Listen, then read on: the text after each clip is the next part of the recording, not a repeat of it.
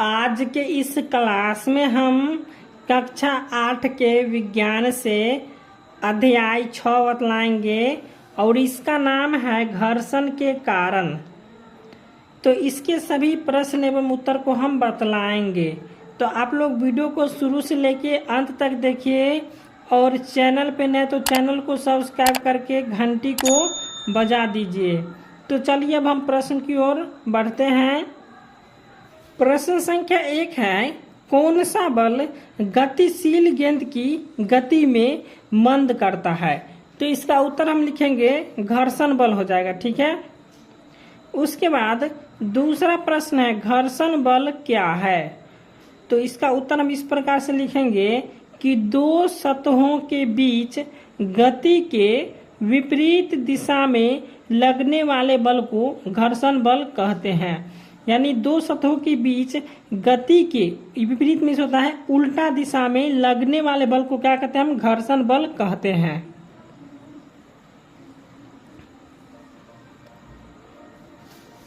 उसके बाद तीसरा प्रश्न है, स्थैतिक घर्षण तथा सर्पी घर्षण में अंतर बताइए। तो इसका क्या करेंगे, हम परिभाषा लिख देंगे, दोनों का अंतर हो जाएगा। तो स्थैतिक घर्षण का हो जाएगा, इसका उत्तर यहाँ पर हम लिख लेते हैं, उत्तर छूट गया है, यहाँ पे हो जाएगा उत्तर।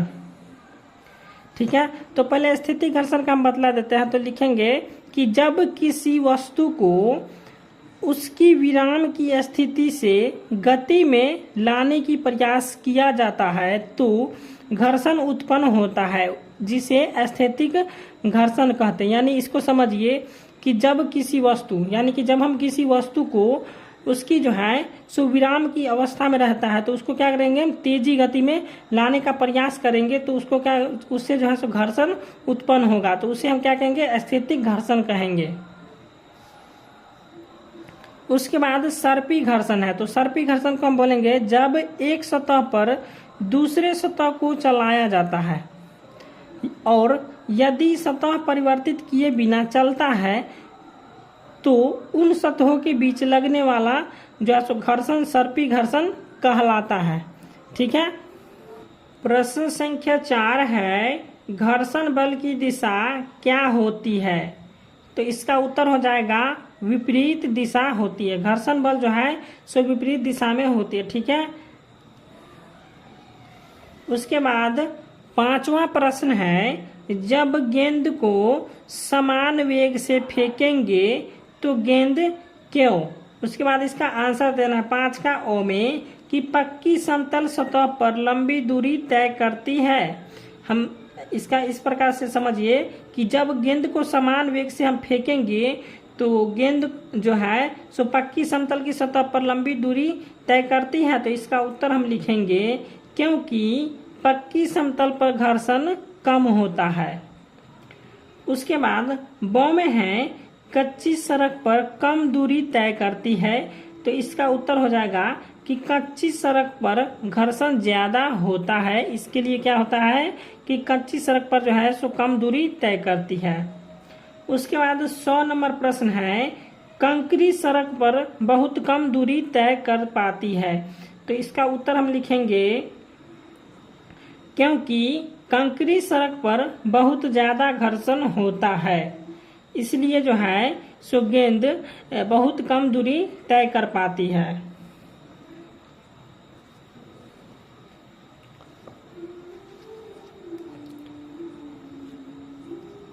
इसके बाद 6 नंबर प्रश्न है, जब एक वस्तु दूसरी वस्तु के सतह पर गति करती है तो कौन सी वस्तु घर्षण प्रदर्शित करेगी?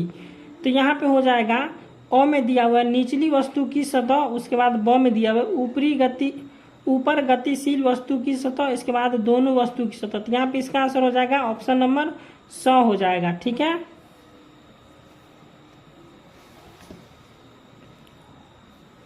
उसके बाद 7 नंबर प्रश्न है, खिलाड़ी द्वारा जूतों में कांटी का प्रयोग क्यों किया जाता है?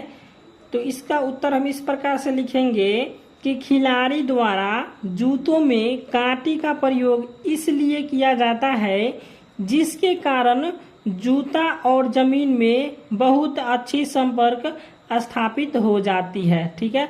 जिससे पकड़ हो जाता है, ठीक है। और जिसके परिणाम फलस्वरूप जो है सो घर्षण बल का मान अधिक हो जाता है और खिलाड़ी फिसल नहीं पाते हैं, ठीक है। तो जब ही हम जूता में जो है कांटी भोंकते हैं, ठीक है, जब कांटी लगा रहता है तो उसमें क्या करता है कि जूते जो है सो जमीन को पकड़ लेता है, ठीक है।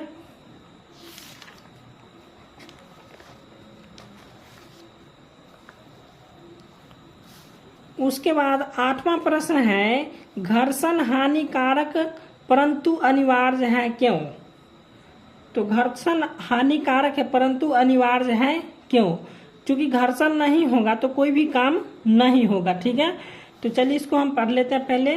तो यहाँ पे इसका उत्तर हम लिखेंगे कि घर्षण के कारण जूते चप्पल के तलवे घिस जाते हैं, ठीक है। इसी प्रकार चाकू का धार घिस जाते हैं। घरों में उपयोग में लाए जाने वाले बर्तन सफाई के क्रम में क्या होता है, घिस कर खराब हो जाते हैं। तो घर्षण होने से हानि होती है, क्योंकि यदि घर्षण न हो तो हम चल फिर नहीं सकते हैं, वाहन गति नहीं कर सकती है,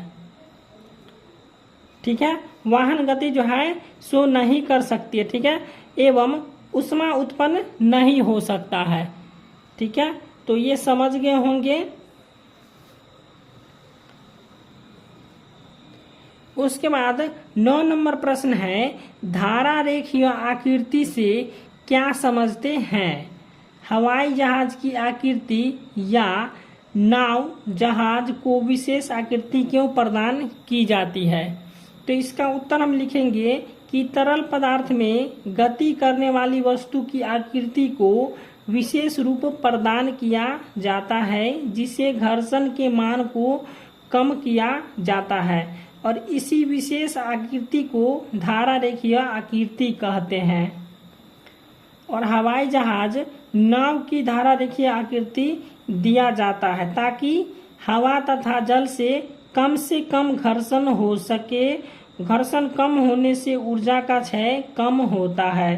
तो ये हो जाएगा 9 का आंसर। उसके बाद 10 नंबर प्रश्न है, खाली स्थानों को भरिए।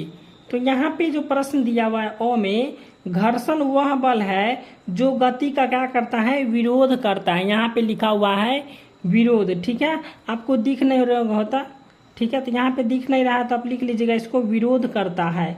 उसके बाद ब में है, चिकनी सतह की अपेक्षा रूखरी सतह क्या होता है, अधिक घर्षण उत्पन्न करती है। यहाँ पे हो जाएगा अधिक, ये अधिक लिखा हुआ है।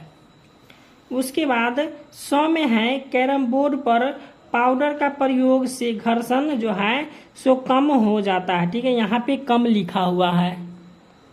उसके बाद 2 में है, तरल घर्षण को जो है तरल घर्षण को क्या कहते हैं, हम यहाँ पे कर्षण कहते हैं, ठीक है। तरल घर्षण को क्या कहते हैं, कर्षण कहते हैं। उसके बाद य में है, हवाई जहाज की आकृति धारा रेखीय होती है, जिससे हवाई जहाज यहाँ पे जिससे जो है सो हवा के कारण घर्षण कम हो जाए, ठीक है। तो हवाई जहाज की आकृति कैसे होती है, धारा रेखीय होती है, जिससे हवा के कारण घर्षण कम हो जाए।